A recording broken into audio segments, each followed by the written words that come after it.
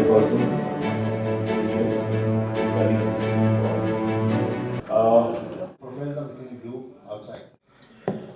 Good soils rule, we all know anterior fistula, external openings, if they are less than 3 centimeters anteriorly, between 3 to 9, they are going to open almost straight radially, anywhere between 11 to 1. And the posterior ones are opening posteriorly, and anterior ones beyond 3 centimeters can open posteriorly. So be aware of it.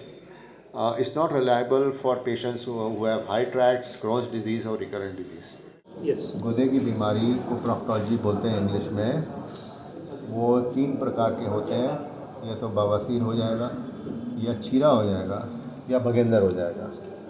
ये तीनों बीमारी को ऐसा लगता है इसमें क्या रखा है, और वो बीमारी पेशेंट एक तो बहुत शर्म के मारे बहुत सालों तक लेके बैठा रहता है, किसी को बोलता नहीं, घर वाले को बोलता नहीं, और फिर डॉक्टर को भी नहीं दिखाता है, तो पेशेंट के सामने जो छोटे छोटे क्लिनिक है वहाँ जाकर अपना इलाज कर लेता है। जब बुरा हो जाता फिर आता है।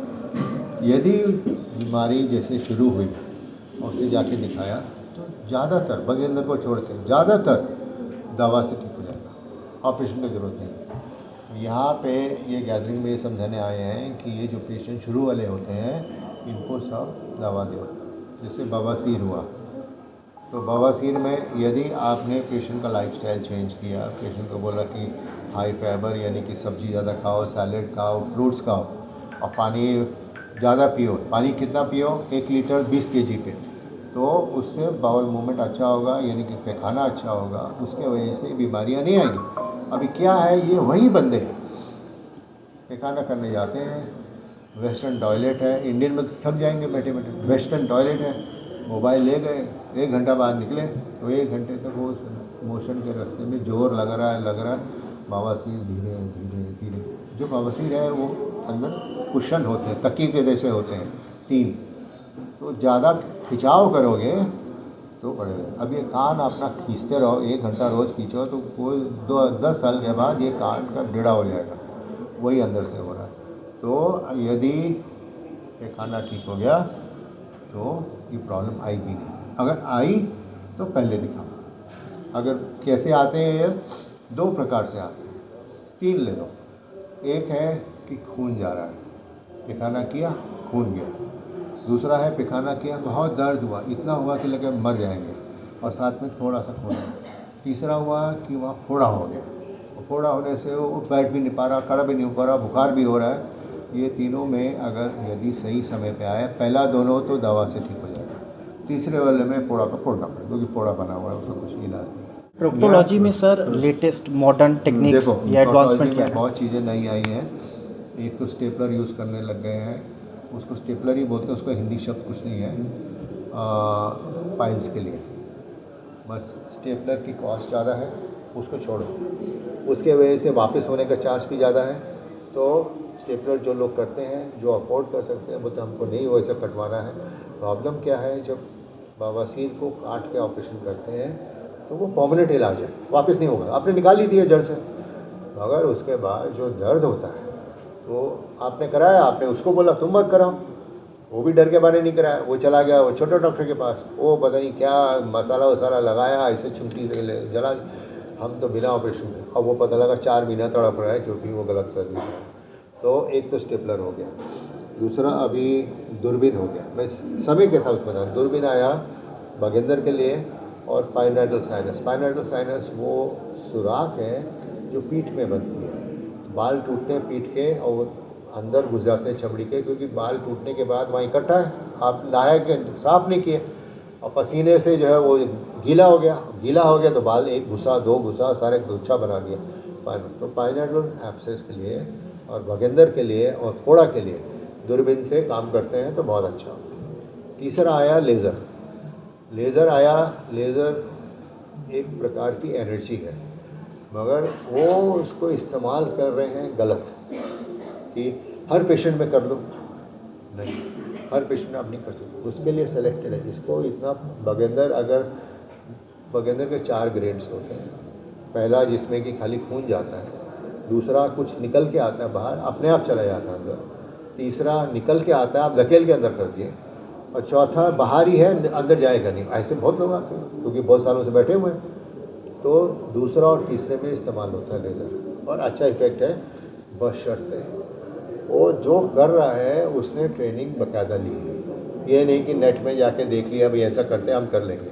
मशीन तो कोई भी खरीद सकता है, मगर उसको करना नहीं आएगा ना तो मुश्किल है। मतलब वो ऐसा है कि एक बंदर के हाथ में जादू की छड़ी दे दी, उस तरह का हो जाएगा। तो you have to be careful. Allopathy को आयुर्वेद में इसको कैसे देखते हैं? आयुर्वेद के लोग ज़्यादा आकर्षित होते हैं इस बीमारी को लेकर ज़्यादा। देखो, आयुर्वेदी हमारा भारत का है बनाया हुआ, ठीक है।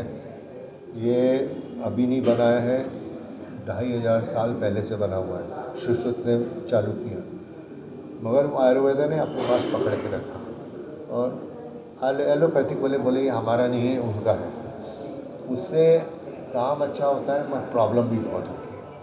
वो सूती में एल्कलाइनिक केमिकल होते हैं जो कि जला देता है।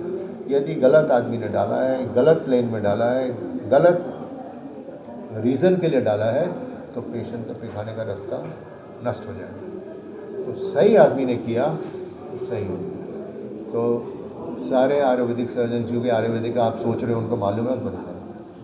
और एलोपैथी वाले बोलते हमारा नहीं है, वो नहीं करते। पर एलोपैथी वाले ने अगर वो सूत्र उठाया, मैंने भी ट्राई किया है और लोग को भी जानता हूँ, बहुत अच्छे रिजल्ट है, क्योंकि हमको मालूम है कहाँ मिस्टेक होता है, वो मिस्टेक नहीं करते। मैं भारत को लेज़र पढ़ाऊँगा, तो पूरे इंडिया में लेज़र पढ़ा रहा हूँ। तो मेरे 2 कोर्सेज हैं, बॉम्बे में और चेन्नई में। 30 सर्जन आते हैं। सही इस्तेमाल, पहले मैं बोलता हूँ ये नहीं करो, नहीं तो ये हो जाएगा, और जो वो हो जाएगा उससे डेथ भी होती है। तो एक छोटी सी बीमारी के लिए गए, बंदे ने यूट्यूब में देखा, जलाया। आखिर जलाने की वस्तु है ना, एक अगरबत्ती भी उधर लगा दो अपने गुदे पे और वहीं पकड़ के रखो तो वो भी गड्ढा कर देगा। So technology has to be use right. जैसे आजकल ये पश्चिम वाला जो नहीं, पूरा कंप्लीट करें दो।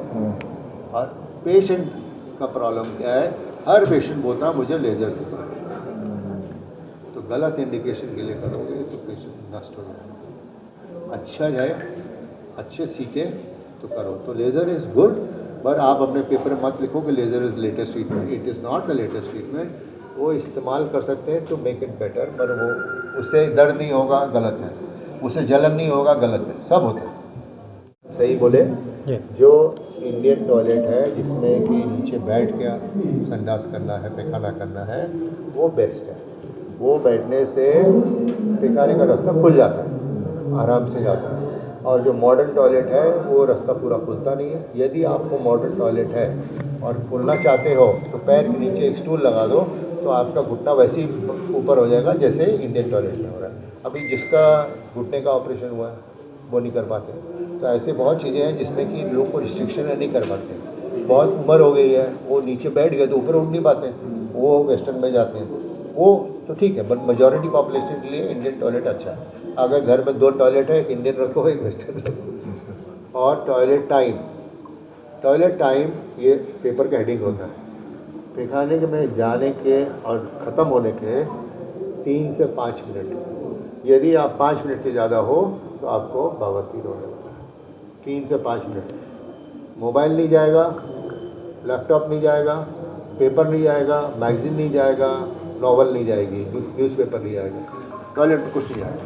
अगर आपने कोई चीज़ से बचाव चाहिए तो बचाव है कि टॉयलेट टाइम 3 से 5 मिनट। हाँ, किया नहीं हुआ पूरा, कोई बात नहीं, 1 घंटे बाद फिर आ जाना। वो वहाँ बैठो 1 घंटे तक कि वो 1 घंटे बाद वो आएगा, कोई मतलब नहीं।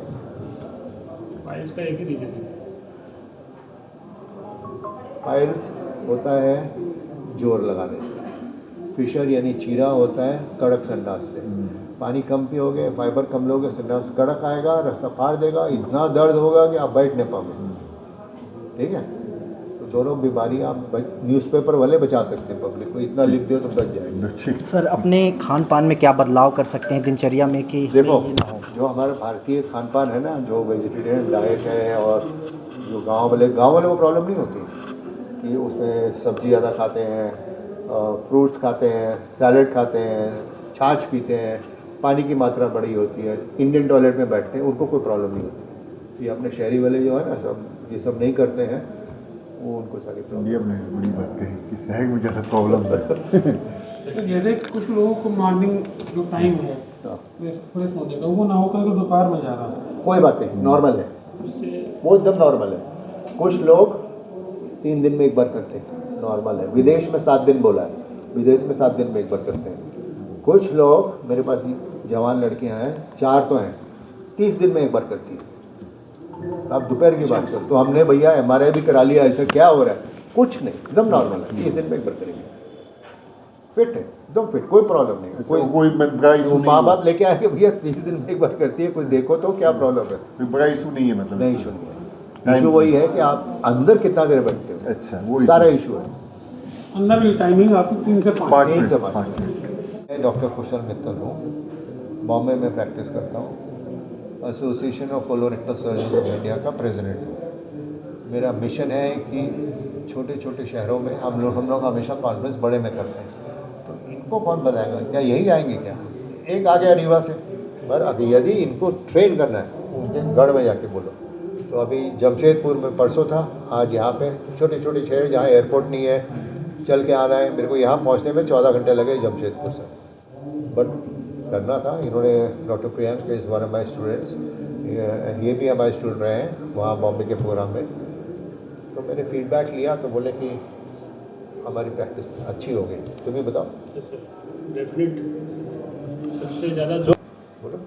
सबसे ज़्यादा जो सर का कोई कहने का वही मतलब है कि लेटेस्ट एडवांटेज से ज़्यादा आपको बीमारी का जानना और बीमारी को किस उस ये जो प्रोक्टोलॉजी में जो जितनी भी बीमारियाँ हैं उनको किस विधि से करना है ये जानना बहुत आवश्यक है, कैसे करना है। जैसे आपने पूछा कि आयुर्वेद कैसा है, तो आयुर्वेद का जो सिद्धांत है क्षार सूत्र वो बहुत अच्छा है, लेकिन उसमें सबसे ज़्यादा डिपेंड ये करता है कि क्षार सूत्र कौन कर रहा है, किस प्रोसीजर के लिए कर रहा है, ये यहाँ पर वो चीज़ तो एलोपैथिक में भी लागू होती है। यस, बिल्कुल बिल्कुल होता है।